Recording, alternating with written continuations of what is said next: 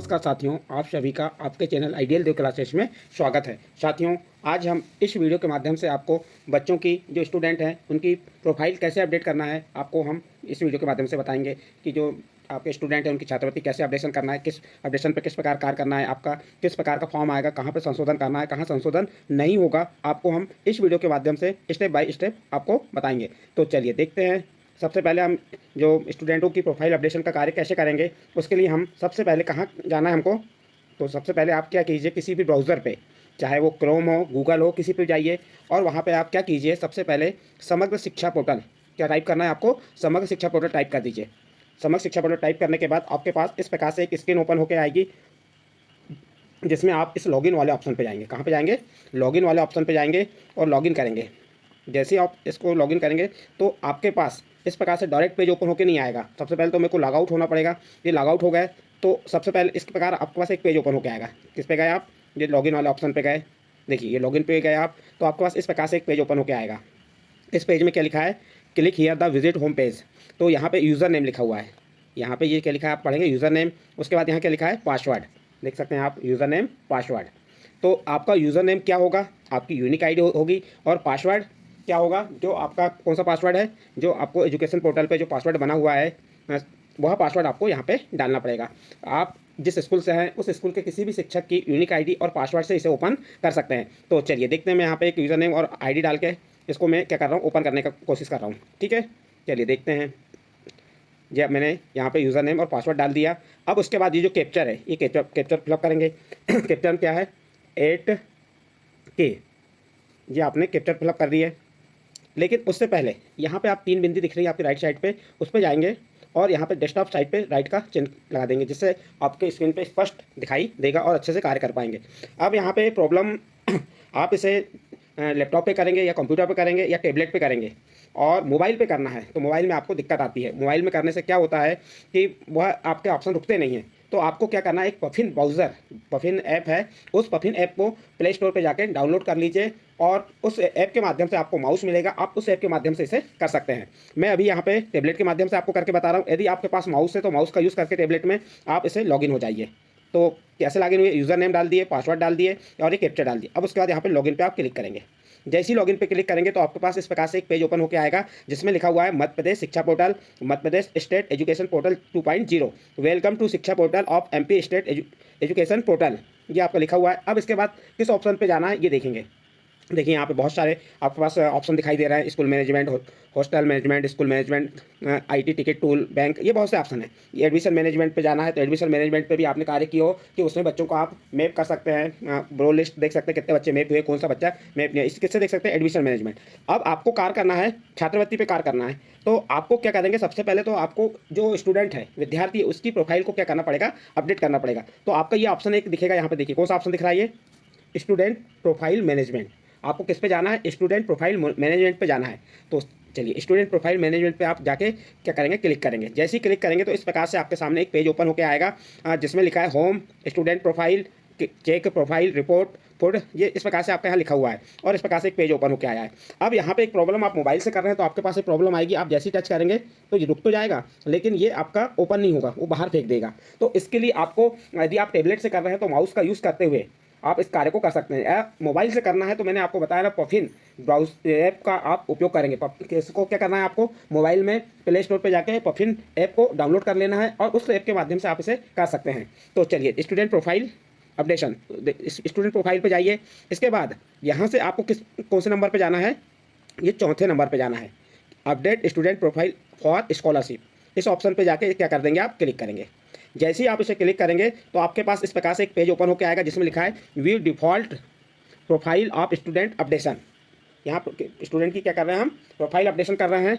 और यहाँ पे एकेडमी ईयर चूज़ करने के लिए आएगा, चयन करें। तो आप 2024-25 चूज़ कर दिए। इसके बाद आपको यहाँ पे स्टूडेंट ID डालना है। यहाँ पे क्या करना है, यहाँ पे आपको जो स्टूडेंट है उस स्टूडेंट की ID फिलअप करना है। तो सबसे पहले आप स्टूडेंट ID फिलअप कर दीजिए। जैसे स्टूडेंट की ID क्या है आपको बता दे रहा हूँ। मैं एक स्टूडेंट की ID लेके कर रहा हूँ, 3160036666। ये एक स्टूडेंट की मैंने ID लिया। ये ID लेने के बाद यहाँ पे आपका जो कैप्चर है, ये कैप्चर फिलअप करेंगे। कैप्चर क्या है? L। तो ये L फिलअप करने के बाद show default profile of student, इस पर आप क्लिक कर देंगे। इस पर आप क्या करेंगे, क्लिक करेंगे तो इस प्रकार से आपके पास एक पेज ओपन होकर आएगा जिसमें लिखा है एकेडमी ईयर 2024-25 और बच्चे की आईडी है। उसके बाद एकेडमी डिटेल, ये स्कूल का नाम आ जाएगा और डाइस कोड आ जाएगा। उसके बाद आप यहाँ पे edit profile detail of the student, इस पर क्लिक करेंगे तो इस प्रकार से उस बच्चे की जो अब स्टूडेंट प्रोफाइल जो अपडेट करना है उसका एक पेज ओपन होके आ जाएगा। अब इसको मैं आपको विस्तार से एक एक पॉइंट बता रहा हूँ। सबसे पहले देख लीजिए क्या क्या करना है इसमें हमको। यहाँ पे दिया है, आप ध्यान दीजिएगा, 9 अंकों का स्टूडेंट आईडी। तो ये आपकी जो बच्चे की 9 अंक की स्टूडेंट आईडी आ गई जो आपको पहले से ही फिलअप मिलेगी। उसके बाद यहाँ पे आके आ गई परिवार आईडी आ गई जो पहले से ही फिलअप है और बच्चे का नाम आ जाएगा। उसके बाद उस बच्चे की कक्षा आ जाएगी, जन्म तिथि आ जाएगी। अब यहाँ पे उसके लिंग है, मेल है या फीमेल है, वो आ जाएगा। अब इसके बाद यहाँ पे इतनी चीज़ें पहले से ही फिलअप है। अब नेक्स्ट इस पे जाते हैं हम। नेक्स्ट क्या दिया हुआ देखें यहाँ पे, बसाहट का नाम जिसमें छात्र निवास करता है। तो आप यहाँ पे जैसे ही क्लिक करेंगे तो उस बसाहट का नाम आ जाएगा। जैसे मैंने रंबाखेल डाल दिया। यहाँ पे क्या विद्यार्थी को RTE के अंतर्गत है तो NA आ जाएगा। फिर ये आपका छात्र विवरण हो गया, पूरे छात्र की पूरी जानकारी हो गई। इसके बाद अगले बात आगे बढ़ते हैं तो यहाँ पे आपका आएगा पारिवारिक विवरण, किसका, परिवार का विवरण आएगा। क्या विद्यार्थी अनाथ है, यदि हाँ तो यहाँ पे आप हाँ कर सकते हैं और नहीं तो नहीं। उसके बाद पिता का नाम, पिता का नाम यदि नहीं दिया है तो यहाँ पे नहीं लिखा जा सकता क्योंकि इसकी आईडी में नाम नहीं है। तो यहाँ पे पिता का नाम, यदि पिता का नाम आईडी में लिखा है तो यहाँ पिता का नाम आएगा। क्या पिता स्वर्गवासी हैं, यदि हाँ तो हाँ कर देंगे, नहीं तो नहीं कर देंगे। पिता का व्यवसाय, जो पिता का व्यवसाय है मजदूरी तो मजदूरी कर देंगे। सरकारी सेवा, निजी सेवा, व्यापार, अन्य अस्वच्छ धंधा, गृहिणी जो भी है वह यहाँ पे फिलअप कर देंगे। पिता का व्यवसाय हो गया। इसके बाद माता का नाम, माता का व्यवसाय चुन लेंगे जो भी माता का व्यवसाय है। उसके बाद परिवार की वार्षिक आय, जो परिवार की वार्षिक आय जितनी भी उसको आप यहाँ पे चेंज कर सकते हैं। परिवार की वार्षिक आय के बाद जो धर्म है, जो भी धर्म है उसका, हिंदू, इस्लाम, सिख, जो भी धर्म है उस धर्म को यहाँ पे आप चूज़ कर लेंगे। इसके बाद जाति, ST है तो ST, OBC है तो OBC, तो यहाँ पे उसकी जाति को आप सुधार सकते हैं। उसकी उपजाति, ST में है तो उसकी उपजाति आएगी तो उपजाति डाल देंगे। फिर उसका डिजिटल जाति प्रमाण पत्र यहाँ पे फिलअप कर देंगे। यदि उसका जाति प्रमाण पत्र नहीं है तो 000 आप फिलअप कर देंगे। फिर इसमें अगला है, क्या विमुक्त, घुमक्कड़, अर्ध घुमक्कड़ जाति है, यदि है तो उसका यहाँ पे विवरण बताना है, विमुक्त है, घुमक्कड़ है, अर्ध घुमक्कड़ है या इनमें से कोई नहीं। तो इनमें से कोई नहीं आता है तो डाल देंगे। इसके बाद आगे बढ़ते हैं, कितने भाई बहन हैं, जितने भी भाई बहन हैं उसकी काउंटिंग यहाँ पे डाल देंगे, जो भी भाई बहन है। क्या पिता या पालक आयकर दाता है, यदि है तो हाँ, नहीं है तो नहीं। फिर नेक्स्ट क्या है, क्या परिवार से केवल 2 ही छात्रों के द्वारा छात्रवृत्ति ली जाती है, यदि हाँ तो हाँ, नहीं तो नहीं। परिवार BPL कार्डधारी है, हाँ, यदि वहीं पहले से ही भर के आ जाएगा। उसके बाद विद्यार्थी बेघर है तो इसमें विथ पेरेंट गार्जियंस, यदि उसके पेरेंट और गार्जियंस है तो डाल देंगे और नहीं है तो विदाउट, ये वाला डाल देंगे ऑप्शन, ठीक है। उसके बाद मोबाइल नंबर, यदि मोबाइल नंबर नहीं है तो मोबाइल नंबर डाल देंगे, है तो वही सही है तो वही रख देंगे। सुधार करना तो इसमें सुधार कर सकते हैं। चलिए आगे देखते हैं। विद्यार्थी पालक क्या कह रहा है, विद्यार्थी या पालक अभिभावक का ईमेल ID डालना जरूरी नहीं है, डालना है तो डाल सकते हैं। इसके बाद क्या मध्य प्रदेश का मूल निवासी है, यदि है तो हाँ, नहीं है तो नहीं। ये उसका पारिवारिक विवरण हो गया। उसके बाद स्कूल विवरण, स्कूल विवरण में देखिए यहाँ पे कक्षा, जिस कक्षा में पढ़ता है उस कक्षा आ जाएगी, उसकी प्रवेश दिनांक आ जाएगी, कक्षा में प्रवेश तिथि आ जाएगी यहाँ पे। तो इसमें सुधार, तिथि में कोई ऑप्शन सुधार नहीं हो रहा है इनमें। देखो गत वर्ष की कक्षा आ गई और गत कक्षा संस्था का नाम आ गया। विद्यार्थी की स्थिति, अब विद्यार्थी की स्थिति में यदि बच्चा continue in the same school, आपके स्कूल का ही है और आपके स्कूल में अध्ययन कर रहा है तो यहाँ पे आ जाएगा continue in the same school. Left the school with transfer certificate, यदि वो TC से आ रहा है तो उसके बाद बताएंगे, और बिन TC के आ रहा है तो वह बता देंगे। ये इस प्रकार से, तो कंटिन्यू सेम स्कूल है तो कंटिन्यू सेम स्कूल कर देंगे। ये स्कूल विवरण हो गया। अब उसकी उपस्थिति विवरण, गत वर्ष की उपस्थिति दिवस, वर्तमान शैक्षिक वर्ष की, यहाँ पे वर्तमान वर्ष में जितनी भी शैक्षिक वर्ष में तो वाली आ जाएगी। उसके बाद वर्तमान शैक्षिक वर्ष विद्यार्थी की उपस्थित दिवस यहाँ भर देंगे। वर्तमान शैक्षिक वर्ष में कार्य दिवस और कितने कार्य दिवस है, और वर्तमान शैक्षिक वर्ष में विद्यार्थी की उपस्थिति दिवस और उपस्थिति प्रतिशत, ये आपका उपस्थिति विवरण में आ जाएगा। फिर इसके बाद आगे बढ़ते हैं शैक्षिक विवरण। शैक्षिक विवरण में गत कक्षा की परीक्षा का वर्ष, गत परीक्षा परिणाम यहाँ बता देंगे, जो भी है, यस, नो, नॉट अवेलेबल तो नॉट अवेलेबल, जो भी आएगा वो डाल देंगे, उसका प्रतिशत आ गया। उसके बाद PWD विवरण, यदि वह जिस निष्पक्षता का प्रकार है तो उससे है तो उससे संबंधित और निष्पक्षता का प्रतिशत भर देंगे। उसके बाद यहाँ पे आएगा बैंक विवरण। तो बैंक, इसको ध्यान से थोड़ा देखेंगे। बैंक खाता क्रमांक जो है मिलान कर लेंगे, यदि सही नहीं है तो आप क्या करेंगे, यहाँ पे क्लिक करेंगे। जैसे यहाँ क्लिक करेंगे तो इस प्रकार से एक पेज ओपन होकर आएगा। इसमें आप उसके बैंक अकाउंट को में संशोधन कर सकते हैं। तो ये आप बैंक अकाउंट में, और यदि सही है और उसके IFSC कोड को मिलान कर लीजिए। इसके बाद आपकी लाडली लक्ष्मी योजना से संबंधित है तो उसका यहाँ पे क्या आ जाएगा, लाडली योजना प्राथमिक माध्यमिक शाला में पढ़ने वाली छात्रों के लिए, तो उसका यहाँ पे क्या जानकारी आ जाएगी, ठीक है। लेकिन इसमें आप भर नहीं सकते।